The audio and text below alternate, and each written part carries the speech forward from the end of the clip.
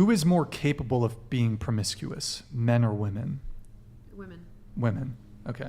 I mean, so wouldn't that lend itself a bit to women have more control when it comes to hookup culture? We already talked about this. Women are the gatekeepers of sex, but I was saying Yeah. men misrepresent their intentions. They misrepresent whether they're being exclusive to that woman, and that could lead the woman to kind of open up the gate under a false premise.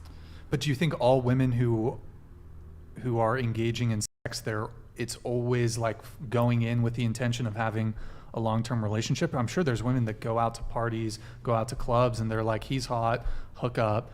Like, I don't think all women have sex in pursuit of a relationship necessarily. Not all. Do you think I agree most? with that. I think Most? it's very socially unacceptable to admit that, but women will give sex. Goes down at the club, Yeah. goes down at the bar, When the goes down attraction at is the high frat enough, party.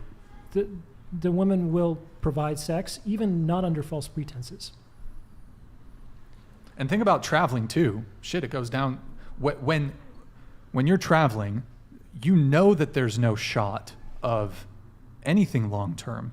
If you're doing fucking Euro rail pass in Europe, like, people hook up when they're traveling, so Well, there's that's no expectation of long term there. kind of what makes it safer. It's like, I think that a lot of men have this idea.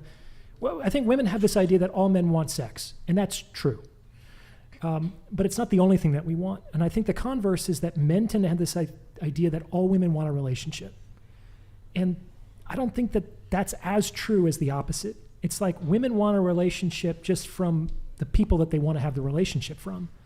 Like, a lot of guys will lead with the relationship as if it's like, that's all a woman wants. That's the be all and end all of her, like, objectives here. Does that make sense?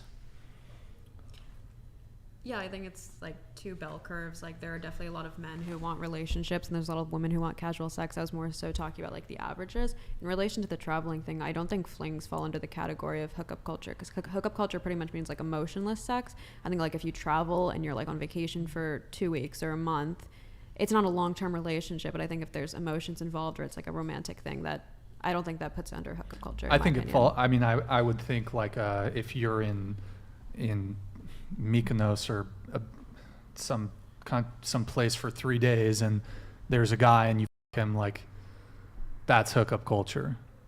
I guess some people consider if you add the romance. Fling, some people consider if you add the romance, it's no longer hookup, like casual hookup. Well, I think if there's no prospect of a long-term relationship, it falls under the umbrella of hookup culture.